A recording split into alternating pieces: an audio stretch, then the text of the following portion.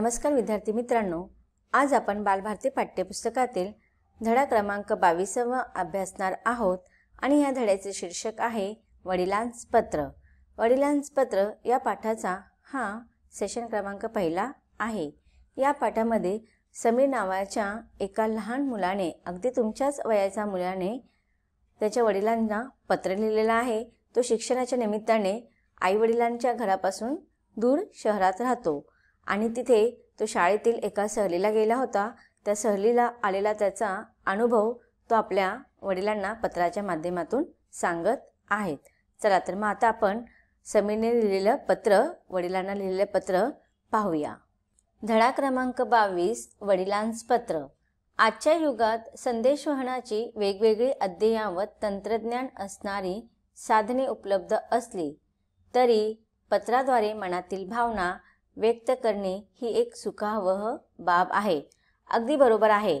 बघा, आज विज्ञान युग आलेलं आहे आणि संदेशवहनाची वेगवेगळी तंत्रज्ञानाने उपलब्ध असलेली साधने आहेत। म्हणजे आता आपल्याला जर कोणाला निरोप द्यायचा असेल वगैरे तर आपण फोन करून, मोबाईल फोनचा उपयोग करून, मेसेज वगैरे पाठवून, टाईप करून आपण लगेच एकमेकांची चौकशी वगैरे करतो की नाही। पण अगोदरच्या काळामध्ये जेव्हा ही संदेशवहनाची आधुनिक साधनं नव्हती तर त्यावेळेस अधिकतर पत्र एकमेकांना पाठवले जायचे आणि पत्राद्वारे आपण आपल्या मनातील भावना लिहून व्यक्त करून पाठवायचं आणि त्यामुळे ते वाचताना आपल्याला फार आनंद वाटायचा आणि ती भावना अत्यंत सुखावह बाब होती।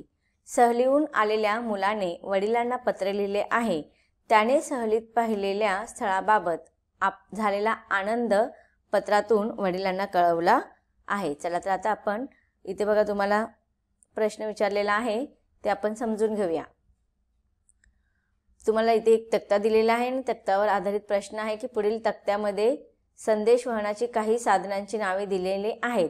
तुम्ही संवाद साधताना त्या साधनांचा वापर करता त्यापुढे टिक अशी खूण करायची आहे। आता हा तुमचा वैयक्तिक प्रश्न आहे। याच्यावरती तुम्हाला मी सांगते, तुम्ही थोडं एक्सप्लेन करते, पण तुम्ही तुमच्या अनुभवानुसार जी साधनं वापरत असेल त्याच्यासमोर टिक करायचे आहेत। टपाल सुविधा, बघा आता इथे टपाल सुविधा आणि ई सुविधा आहे। टपाल सुविधा म्हणजे जे लिखित स्वरूपात वगैरे असतं ते पत्र वगैरे, आणि ई सुविधा म्हणजे आपण मोबाईल किंवा लॅपटॉप, कॉम्प्युटर यांचा वापर करून इलेक्ट्रॉनिक साधनं त्याला आपण म्हणतो। तर आता बघूया टपाल सुविधामध्ये पत्र। जर तुम्ही पत्र या साधनाचा वापर करत असेल तर त्याच्यासमोर टिक करू शकता, नाहीतर मग तसंच तो बॉक्स ठेवा। स्पीड पोस्ट, आता पत्र तर अधिकतर कमी प्रमाणात करतात सगळेजण, पण करतात पत्र वगैरे अजून पण आपल्याला येत असतात। स्पीड पोस्ट, स्पीड पोस्ट म्हणजे एखादा अति महत्त्वाचा मेसेज आपल्याला कोणाला पाठवायचा असेल तर ते स्पीड पोस्टने लवकरात लवकर तो आपला मेसेज त्यापर्यंत जावं, त्याला स्पीड पोस्ट असे म्हणतात। पार्सल, की एखादी वस्तू वगैरे जर आपल्याला कोणाला पाठवायची आहे किंवा आपल्याला जर यायचं असेल, आता अधिकतर जर बँकेचे व्यवहार जे असतात, चेकबुक वगैरे, ते आपल्याला पार्सल येतात की नाही। पार्सल म्हणजे वस्तू असते, आणि कुरिअर, कुरिअर म्हणजे मग आपल्याला ते कुरिअरच्या द्वारे येतात। एखादी वस्तू वगैरे पाठवायची असेल तर आपण पार्सल करू शकतो किंवा कुरिअरने पण। आता बघा अधिकतर राखी वगैरे पाठवायची असते तर ते कुरिअर केलं जातं। जर ह्याच्यापैकी तुम्ही ज्या सुविधा वापरत असेल त्याच्यापुढे टिक करायचं आहे। नंतर ई सुविधामध्ये पाहूया आपण दूरध्वनी। दूरध्वनी म्हणजेच घरामध्ये जो लँडलाईन फोन असतो त्याला आपण दूरध्वनी असे म्हणतो। मोबाईल, मोबाईल म्हणजे भ्रमणध्वनी, मराठीत आपण त्याला भ्रमणध्वनी म्हणतो, की आपल्या हातामध्ये आता जो आपण जिथे जाऊ तिथे घेऊन जातो तो मोबाईल। अधिकतर जर तुम्ही वापरत असाल त्याच्यावरती खूण करायची। SMS, SMS म्हणजे तुम्ही मेसेज करून, टाईप वगैरे करून पाठवतात ते संदेश। ईमेल, लॅपटॉप किंवा कॉम्प्युटरच्या सहाय्यतेने आपण जे ईमेल वगैरे पाठवतो, तर जे काही सुविधा तुम्ही साधनं वापरत असेल त्याच्यापुढे तुम्ही टिक करायची आहेत। आता आपण पाठाला सुरुवात करूया। हा जो पाठ आहे तो पत्राचा एक प्रकार आहे, नमुना आहे। हा पत्राचे विविध जे प्रकार असतात त्याच्यामध्ये व्यक्तिगत पत्र, वैयक्तिक पत्र सुद्धा आपण त्याला म्हणतो। तर हा व्यक्तिगत किंवा वैयक्तिक पत्राचा एक प्रकार इथे तुम्हाला दिलेला आहे। जेव्हा मी तुम्हाला पत्रलेखन शिकवणार त्याच्यामध्ये तुम्हाला मी हा प्रकार दाखवणार आहे, सांगणार आहे, त्याच्याबद्दल माहिती सांगितलेली आहे, तर तुम्ही तो अभ्यासून घ्यायचा आहे। पण इथे सुद्धा ह्या पाठामध्ये पण तुम्हाला अशाच या वैयक्तिक पत्र कसं लिहिलं जातं त्याची उत्तम नमुना इथे दिलेला आहे। आता इथे बघा, जो पत्र लिहित आहे त्याने वरती नाव लिहिलेलं आहे। कोण पत्र लिहित आहे? समीर। तर ह्या मुलाचं नाव काय आहे? समीर। आणि त्याच्यानंतर त्याने समीर नाव लिहिल्यानंतर फुल स्टॉप दिलेला आहे, पूर्णविराम दिलेला आहे। समीर नाव लिहिल्यानंतर मग लिहिलेलं आहे त्याने दी म्हणजे दिनांक. ज्या दिवशी आपण पत्र लिहितो त्या दिवसाची तारीख दिनांक आपण लिहितो. मग दी लिहिलेला आहे आणि पुढे टिंब दिलेले आहे. नंतर त्याने पत्र कोणत्या तारखेला लिहिलेलं आहे? 22 नोव्हेंबर 2020. हे पत्र कधी लिहिण्यात आलेलं आहे? 22 नोव्हेंबर 2020 मध्ये हे पत्र लिहिलेलं आहे. आता बघा इथे महिना लिहिल्यानंतर कॉमा दिलेला आहे. हे लक्षात ठेवायचं आहे. कुठे पूर्णविराम द्यायचा आहे, कुठे कॉमा द्यायचा आहे, याला सुद्धा मार्क असतात तुम्हाला पत्रलेखनामध्ये. मग आपण आपलं नाव, आता इथे जेव्हा व्यक्तिगत पत्रामध्ये आपण आपला पत्ता वगैरे लिहत नाहीत, पण जेव्हा आपण दुसऱ्या प्रकारचे पत्र लिहितो त्याच्यामध्ये आपलं नाव, नंतर खाली पत्ता आणि नंतर दिनांक असतं. तर इथे फक्त नाव आणि दिनांक लिहिलेला आहे. जिथे दिनांक संपते त्याच्या अगदी समोर खालच्या ओळीमध्ये तुम्हाला ज्याला पत्र लिहायचं आहे त्या पत्र लिहिणाऱ्या व्यक्तीच्या आपला काय संबंध आहे, आपल्यापेक्षा मोठे आहेत की लहान आहे. कधी कधी पत्र आपण आपल्या आईवडिलांना, घरातील मोठ्या व्यक्तींना लिहितो. कधी कधी आपण आपल्या मित्रमैत्रिणींना, आपल्या भावंडांना, आपल्यापेक्षा वयाने लहान असणाऱ्या व्यक्तींना लिहितो. तर पत्र लिहिणाऱ्याबरोबर ज्याला पत्र तुम्ही लिहिता त्याच्याबरोबर जो संबंध असेल त्या संबंधानुसार इथे तुम्हाला काय करायचं आहे, त्यांना अभिवादन संबोधन आणि अभिवादन. संबोधन म्हणजे आपण त्यांना कोणत्या नावाने संबोधतो ते लिहायचं आहे आणि खाली मग अभिवादन लिहायचं आहे. आता मुलाने कोणाला पत्र लिहिलेलं आहे? वडिलांना. मग वडिलांना त्याने संबोधन काय लिहिलेलं आहे? तीर्थरूप बाबांना. बघा आता तीर्थस्वरूप, तीर्थरूप जे मोठे असतात त्यांना आपण तीर्थरूप असे संबोधन लिहितो. तीर्थरूप बाबांना, त्याच्यानंतर कॉमा दिलेला आहे आणि अभिवादन केलेलं आहे म्हणजे साष्टांग नमस्कार आणि त्याच्यानंतर पूर्णविराम दिलेलं आहे. तर ह्या गोष्टी तुम्हाला लक्षात ठेवायच्या आहेत. पत्रलेखनामध्ये हा अत्यंत महत्त्वाचा मुद्दा असतो. आता आपण पाहूया समीरने त्याच्या बाबांना आपले काय अनुभव सांगितलेले आहे या पाठाच्या माध्यमातून. बाबा, कालच मी सहलीहून परतलो. सहल खूपच आनंददायी आणि अभ्यासपूर्ण झाली. मग आता बघा ही जी सहल गेलेली होती ती शैक्षणिक सहल आपण तिला म्हणू शकतो. हे तुम्हाला कशावरून जाणवतं?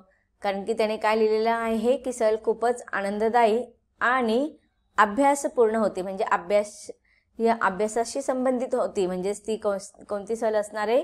शैक्षणिक सहल असणारे. खरंच बाबा, या सहलीमुळे मला महाराष्ट्रात खूप किल्ले आहेत हे कळले. महाराष्ट्र किल्ल्यांचे राज्य आहे हेही मला उमलले.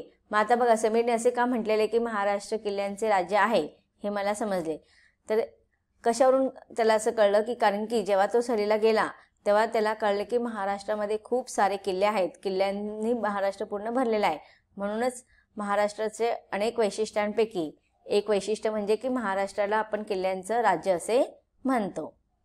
बाबा, मावळातल्या सह्याद्रीच्या अच्युत शिखरावर, अच्युत म्हणजे अत्यंत उंच अशा शिखरावर वसलेला राजगड आम्ही बघितला. मग आता सांगा पाहू, समीर कोणत्या गडावरती गेला होता? राजगड. अगदी बरोबर. अहो, या राजगडाला गडांचा राजा किंवा राजांचा गड असे म्हणतात. बघा तुम्हाला प्रश्न विचारले जाऊ शकतात की कोणत्या किल्ल्यांना गडांचा राजा किंवा राजांचा गड असे म्हणतात. तर तो गडाचं नाव आहे राजगड. सहलीला जाण्यापूर्वीच शाळेत शिक्षकांनी आम्हाला राजगडाची प्रतिकृती दाखवली होती. तर बघा विद्यार्थींना शाळेमध्ये सहलीला जाण्यापूर्वी शाळेतील शिक्षकांनी ज्या गडावरती जायची आहे त्याची प्रतिकृती म्हणजे तुम्ही पाहिलं असेल जसं आपल्याला पृथ्वी, जर शाळेमध्ये पृथ्वी आपण पाहतो की नाही, पृथ्वी फार मोठी गोल आहे तर आपण प्रत्यक्ष पृथ्वी अशा डोळ्याने पाहू शकत नाही, पण त्याची प्रतिकृती, त्याचं प्रतिबिंब असतं की नाही, तर ते आपल्याला छोटंसं असं प्रतिकृती पाहायला मिळतं. तसंच मग शाळेतील शिक्षकांनी विद्यार्थ्यांना सहलीला जाण्या अगोदर राजगडाची प्रतिकृती, त्याचं प्रतिबिंब दाखवलेले होते. प्रत्येक शाळेमध्ये वगैरे अशा प्रकारचे बघा नकाशाच्या माध्यमातून किंवा मग किल्ल्यांच्या प्रतिकृतीतून असे वस्तू दाखवल्या जातात. त्यांनी सांगितले म्हणजे कोणी? शिक्षकांनी सांगितले 1646 साली छत्रपती शिवाजी महाराजांनी राजगड ताब्यात घेतला. हा किल्ला जुना, दुर्लक्षित म्हणजे त्याच्याकडे लक्ष न देणे, ओसाड पण कसा आहे? बळकट आहे. इतकेच नव्हे तर तो अति उंच असून अवघड अशा डोंगरावर आहे. तर बघा आता शिक्षकांनी मुलांना खूप सारी माहिती दिलेली होती आणि त्यामुळे मुलं उत्सुक झाले होते सहलीला जाण्यासाठी. मग जेव्हा ते सहलीला जाण्या अगोदर प्रतिकृती दाखवली होती तेव्हा शिक्षकांनी त्यांना सांगितलं होतं की हा राजगड जो आहे तो शिवाजी महाराजांनी कधी ताब्यात घेतलेला होता.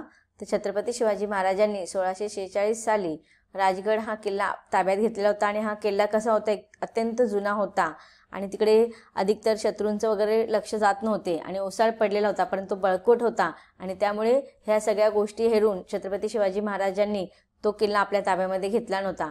आणि याच्या व्यतिरिक्त अजून राजगडाचं वैशिष्ट्य काय की तो अति उंच असून अवघड अशा डोंगरावर आहे.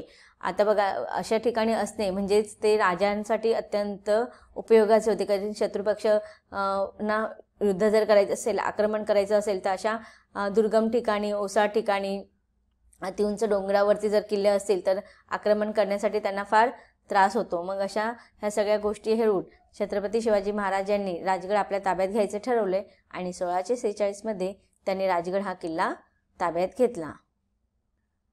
आता बघा ही माहिती झाल्यानंतर समीरने ना एक पॅरेग्राफ केलेला आहे. पहिला पॅरेग्राफ संपलेला आहे.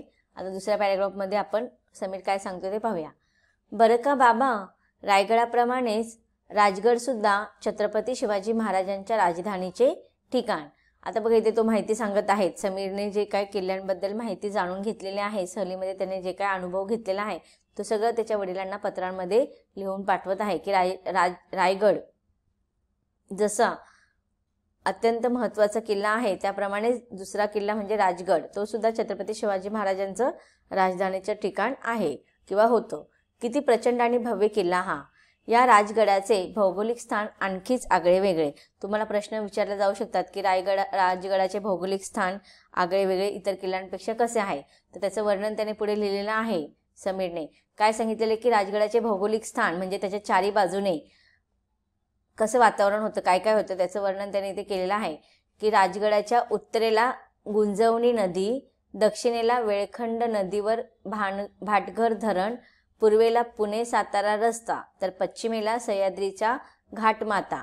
आणि ह्या सगळ्या चारी बाजूला उत्तरेला, दक्षिणेला, पूर्वेला आणि पश्चिमेला ह्या ज्या काही वेगवेगळे सह्याद्री घाट, नदी, धरण, पुणे सातारा रस्ता ह्या सगळ्यामुळे ह्या राजगडाचे भौगोलिक स्थान अगदी आगळे वेगळे मानले जातात. भाटघर धरणाचे अथांग जलाशय, अथांग म्हणजे ज्याचा थांग नसतो असा अत्यंत मोठा असा जलाशय आणि सृष्टी सौंदर्य बघून मला तिथून परतावंसच वाटत नव्हतं. बाबा आमच्यासोबत अत्यंत बोलका आणि तज्ज्ञ मार्गदर्शक होता. बघा जेव्हा तुम्ही असे ऐतिहासिक वास्तू वगैरे पाहायला जातात तर तिकडच्या त्या ऐतिहासिक वास्तूची इत्थंभूत माहिती आपल्याला सांगण्यासाठी तिकडे एक मार्गदर्शक असतात, त्याला आपण गाईड असे म्हणतो. तुम्ही जर कधी गेले नसाल तर आवर्जून कधी ना कधी अशा आपल्या ऐतिहासिक वास्तूंना नक्की तुम्ही भेट द्यायला पाहिजे. आणि त्यामुळे तुम्हाला तुमच्या इतिहासातील, आपल्या भारतातील ज्या काही पर्यटन स्थळांची सगळी माहिती तुम्हाला मिळू शकते. आणि ऐतिहासिक ह्या ज्या वास्तू आहेत त्याचं महत्त्व अजून पण टिकून आहे याची जाणीव तुम्हाला होईल. मग इथे समीर त्याच्या बाबांना सांगत आहे की आमच्यासमोर आम्ही ज्या गडावर गेलो होतो त्या गडावरती गेल्यानंतर आम्हाला अत्यंत बोलका आणि तज्ज्ञ असा मार्गदर्शक मिळाला होता. तुम्ही मला नेहमीच किल्ल्यांबाबत सांगता तशी त्या मार्गदर्शकाने सुद्धा आम्हाला माहिती त्या किल्ल्याबाबत खूप छान माहिती पुरवली. तर विद्यार्थी मित्रांनो, या पाठामध्ये आतापर्यंत आपण काय शिकलो की समीरने जी त्याची शाळेची शैक्षणिक सहल गेलेली होती त्याची माहिती तो पत्राद्वारे वडिलांना सांगत आहेत. आणि त्या सहलीला अनुभव जो त्याला आलेला आहे तो त्याची इत्थंभूत माहिती तो पत्रातून लिहून सांगत आहे. पुढेही आपल्याला समीरने सहलीला घेतलेला सर्व अनुभव वडिलांना सांगितलेला आहे त्याचा अभ्यास आपल्याला करायचा आहे, परंतु त्याचा अभ्यास आपण पाठाच्या पुढील भागामध्ये पाहणार आहोत. धन्यवाद.